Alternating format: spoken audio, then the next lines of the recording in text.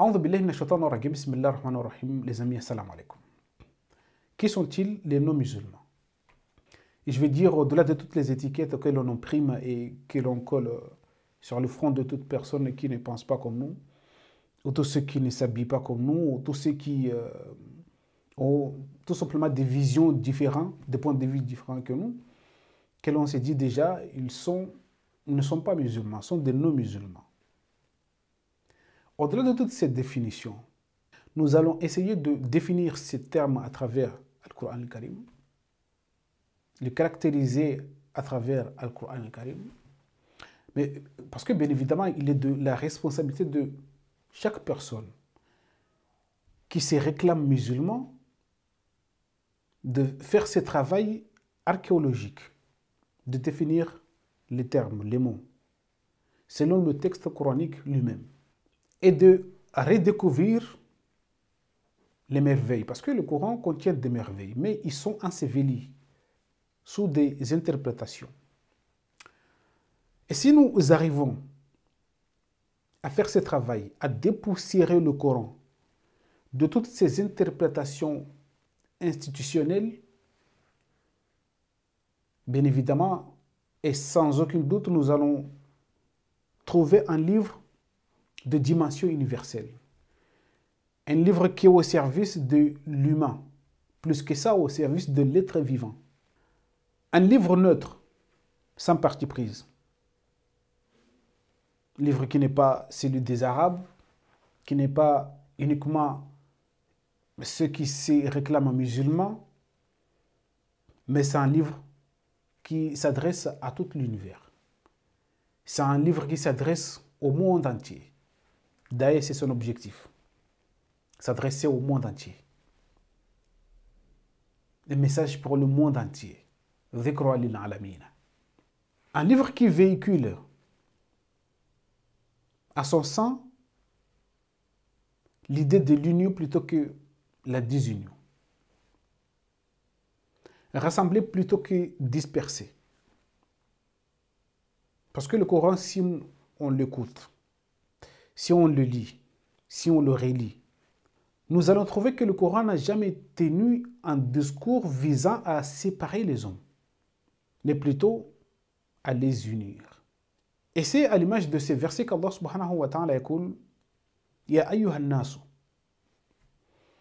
inna khalaqnakum min dhakarin wa untha wa ja'alnakum shu'uban wa qaba'ila lita'arafu inna akramakum 'inda Allahi atqakum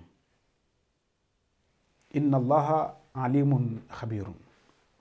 Ô vous les humains, vraiment nous vous avons créé d'un mâle et d'une femelle. Et nous vous avons constitué en peuple et société afin que vous vous entreconnaissiez. Vraiment le plus noble d'entre vous au regard d'Allah est celui qui parmi vous prend davantage garde. Le plus important que l'on peut tirer de ces versets, c'est que déjà Allah subhanahu wa ta'ala s'adresse à toute l'humanité, à tous les hommes avec grand H. Ya ayyuhan nasu. Et l'objectif, c'est qu'il nous rappelle que cette diversité, société et peuples différents, des continents éloignés, l'idée principale, c'est que vous vous entreconnaissiez, tisser des liens en tant qu'être associable. Et le plus noble d'entre vous auprès d'Allah est celui qui protège ces liens. Inna akramakum 'inda Allahi atqakum. Atqakum. Kalmat atqakum qui dérive par là du terme at-taqwa. Et at-taqwa, c'est quoi? Si nous voulons ainsi définir le mot. Nous avons son contraire dans Surat Al-Ma'idah. Allah subhanahu wa ta'ala yaqul wa ta'awanu 'ala al-birri wat-taqwa wa la ta'awanu 'ala al-ithmi wal-'udwan. Al-birri son contraire c'est al-ithm. At-taqwa, son contraire c'est al-udwan. C'est pourquoi Allah subhanahu wa ta'ala nous précise clairement que inna akramakum 'inda Allahi atqakum, le plus noble d'entre vous auprès d'Allah, c'est celui qui protège ses liens. Inna akramakum 'inda Allahi atqakum. C'est celui qui ne met pas en avant al-udwan, les hostilités. Celui qui n'agit pas de façon hostile envers l'autre, qui n'agit pas violemment envers l'autre, parce que al-udwan c'est l'hostilité, la violence, tout ce qui est contraire à taqwa. Inna akramakum 'inda Allahi atqakum, le plus noble d'entre vous auprès d'Allah, c'est celui, plutôt si nous voulons utiliser ainsi le terme, c'est celui qui n'utilise pas, qui ne propage pas la violence ni les hostilités envers les autres cultures, envers les autres personnes auxquelles il vient aller les rencontrer. Inna akramakum 'inda Allahi atqakum. Parce que la violence, la haine, le rejet de l'autre sont issus de l'ignorance. Et si nous lisons ces livres, Al-Qur'an al-Karim, nous allons découvrir avant tout que nous sommes issus d'un seul être. Min nafsin wahidatin. Khalaqakum min nafsin wahidatin.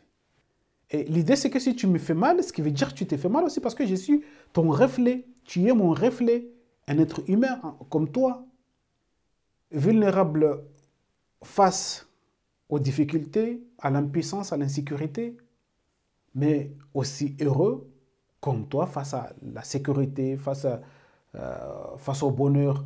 Il a les mêmes caractéristiques que toi. Nous avons les mêmes caractéristiques.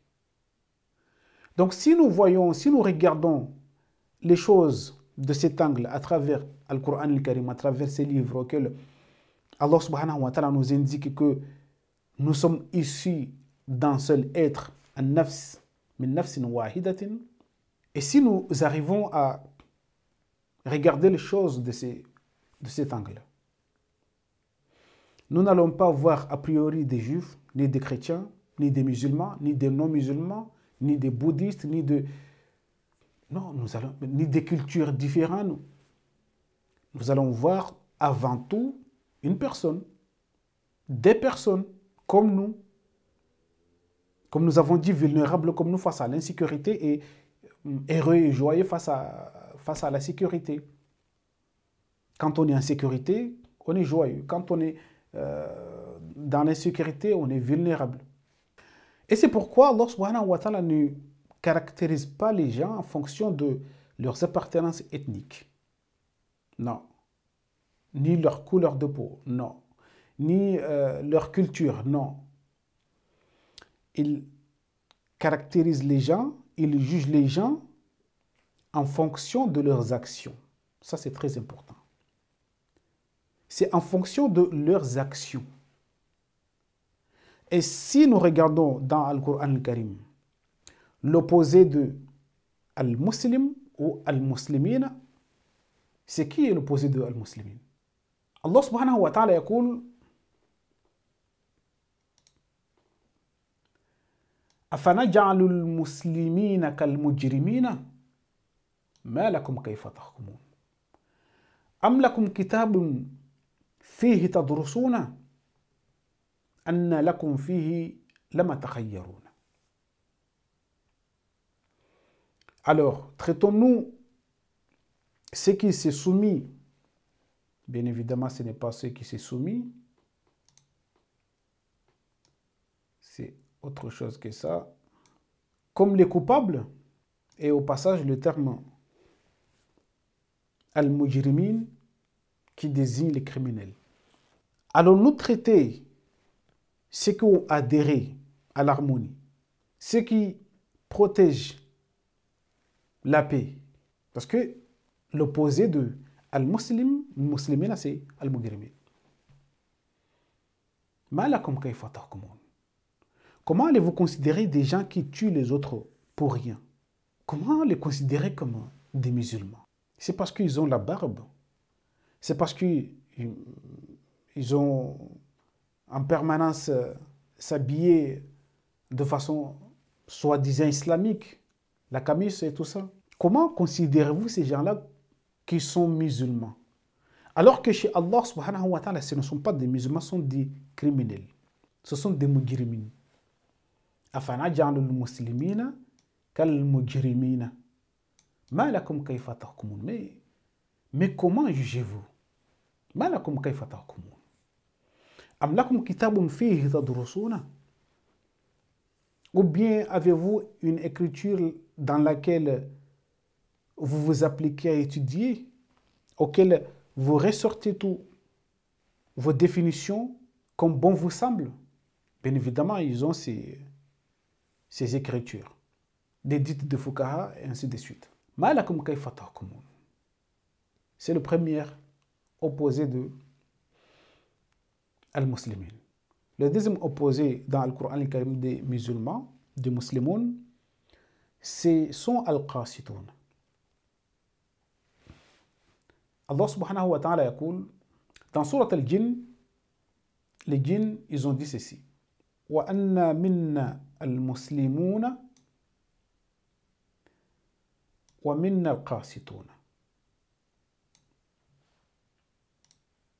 Le contraire de al-muslimuna, deuxième contraire, c'est al-qasitun. C'est quoi al-qasitun? Qui sont al-qasitun? Al-qasitun, ce sont tous ceux qui sont contre la justice, l'équilibre, la paix. Il y a al-qast, il y a al-qasitun. Ce sont opposés. Mais ici, nous avons ces deux personnes. Al-muslimuna, ces deux groupes, al-muslimuna et al-qasitun. La première catégorie de non-musulmans, ce sont al-mujrimin. C'est parmi al-ins. La deuxième catégorie, c'est parmi al-jinn. Wa anna minna al-muslimuna wa minna al-qasitun. Et qui sont-ils al-qasituna en réalité? Au-delà de djinn auquel Allah subhanahu wa ta'ala nous en parle dans le Coran al-Karim, sauf que nous n'avons rien du tout de connaissance en ce qui concerne les djinns, les êtres extraterrestres que nous ne connaissons rien d'eux. Il faut essayer de savoir d'abord, de connaître les djinns auxquels nous vivons avec. Parce que nous vivons avec des djinns, nous vivons avec des djinns humains. Et si nous définissons tout simplement le terme djinn dans le Coran al-Karim, un djinn, c'est un agent qui agit dans l'invisible. C'est avant tout le terme djinn dans le Coran al-Karim ne désigne pas uniquement et indéfiniment les êtres extraterrestres qu'on ne connaît pas, qu'on ne sache rien d'eux. Nous avons aussi des djinns à nous qui agissent en coulisses et qui posent problème plus que les djinns, plus que les djinns auxquels nous ne connaissons rien d'eux. Si nous prenons des exemples, al-muslimuna, ce sont les personnes qui adhèrent à la justice, qui défendent la justice, qui défendent la paix, qui défendent l'équilibre, toutes ces choses qui permettent de vivre dans un monde vivable, monde juste. Ceux qui les défendent, ce sont les musulmans. Et les autres, ce sont al-qasitun. Et al-qasitun, ce sont ceux qui agissent, ce sont ceux qui préparent en coulisses des lois, tout ce qu'ils veulent pour qu'ils déséquilibrent la société. Pour que dans leurs actions découle la violence, l'injustice, l'iniquité. Si nous regardons bien, dans tous les États, ceux qui créent l'injustice, ce sont ceux qui sont en coulisses. Si nous regardons, par exemple, un président, on peut le considérer comme ins, parce qu'on le voit. C'est le mec qu'on voit, nous considérons que c'est lui qui prend les décisions, mais absolument pas. Ce n'est pas lui qui prend les décisions. Lui, il vient juste relayer les décisions qui sont prises dans l'invisible. Les agents qui agissent en coulisses prennent les décisions et le président vient les annoncer. Et ces lois viennent créer le déséquilibre, l'injustice. mais bien évidemment, ils sont issus ils sont issus des agents que l'on ne connaisse pas. Et ce sont ces personnes qui sont avant tout des non-musulmans. Deuxième catégorie de non-musulmans. Il y a ceux qui, al-mujrimin, parmi les catégories des non-musulmans, ceux qu'on voit, ceux qui commettent des abominables, ceux qui commettent des énormités, ceux qui manifestent les injustices, ceux qui manifestent les iniquités, ils les manifestent, mais les décisions sont prises par des personnes qu'on ne voit pas. Ce sont par des personnes qui agissent en coulisses, et ces personnes, ce sont des djinns, qu'on peut les appeler djinns parce que nous, on les voit pas. Et ces personnes-là, ce sont les plus dangereux que ceux qui manifestent les actions. Parce que ces personnes-là essayaient tout simplement de casser le message auquel Allah subhanahu wa ta'ala a envoyé tous ces messagers. Pourquoi? Il a envoyé tous ces messagers, pourquoi? Parmi les objectifs principaux des messagers, non pas un seul, mais des messagers, c'est lequel? La justice, l'équilibre et l'équité. Allah subhanahu wa ta'ala يقول لقد أرسلنا رسلنا بالبينات وأنزلنا معهم الكتاب والميزان ليقوم الناس بالقسط. ليقوم الناس بالقسط. Plus important, Allah subhanahu wa ta'ala nous explique qu'il a envoyé ses messagers, rusulana, bil bayyinati, avec les évidences. Wa anzalna ma'ahum, et avec eux, il a fait descendre le livre, l'écriture, wal mizana, et l'équilibre, liyakuma an-nasu bil qist, pour que les humains se maintiennent dans la justice, dans le juste milieu. C'est l'objectif de tous les messagers. Rusulana bil bayyinati. Tous ces messagers, c'est quoi l'objectif principal parmi lesquels ils ont été envoyés? C'est ça. Afin que les humains se comportent avec équité. Tous ceux qui essayent de défendre le projet des messagers, qui défendent la justice, l'équité, l'équilibre, ce sont des musulmans. Parce que tous ces prophètes, ils étaient musulmans, et chaque personne qui suit leurs traces, c'est un musulman. Et c'est pourquoi les djinns, ils ont dit que parmi nous, il y a ceux qui défendent le projet auquel les messagers ont été envoyés, qui sont al-muslimuna wa minna al-qasitun. Et parmi nous, il y a aussi ceux qui essaient de casser, de bloquer ces messages. Le plus important, c'est quoi? C'est la justice. De tous les messagers, c'est quoi? Pour que les hommes se comportent avec équité. Et toutes les personnes qui agissent de cette façon, ils connaissent très bien que le monde ne tient qu'avec la justice, qu'avec l'équité. C'est pourquoi tous les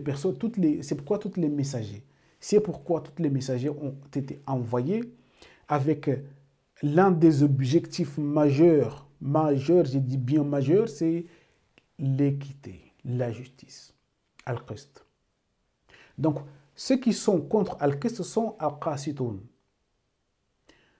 Ces deux catégories de personnes, ce sont ceux qui ne sont pas des musulmans. Si nous pouvons considérer des gens comme non-musulmans, c'est exactement ces personnes. Ce sont ceux qui font tout pour que l'objectif principal, si ce n'est le plus important des messagers, ne soit pas appliqué. Et la deuxième catégorie, ce sont ceux qui agissent en fonction des décisions prises par ceux qui sont en coulisses, qui prennent les décisions et qui leur communiquent ce qu'ils doivent faire et manifestent par là la violence, la criminalité, pour manifester les injustices, pour manifester le déséquilibre. Ce sont ces deux catégories de personnes, deux catégories de groupes qui ne sont pas des musulmans. Ce sont des non-musulmans. Selon bien évidemment les définitions coraniques. Je ne parle pas des définitions auxquelles les Foucault ont dit, les chouïrs ont dit que tel il n'est pas musulman parce qu'il ne pense pas comme nous, tel n'est pas musulman parce que non. Je ne parle pas des étiquettes qu'on distribue gratuitement. Parce qu'il y a des étiquettes qu'on distribue sans aucune raison. C'est un musulman, c'est un non-musulman, et pour essayer par là de provoquer, d'attiser la haine, la provocation. Non, ce n'est pas celle-là. C'est une vraie définition des musulmans et des non-musulmans. Il y a uniquement deux catégories dans le Coran al-Karim. Al-Muslimina, أفنجعل المسلمين كالمجرمين والمسلمون والقاسطون. Et c'est ces deux catégories de Al-Ins wal-Jinn. Wassalamu alaikum wa rahmatullahi ta'ala wa barakatuh.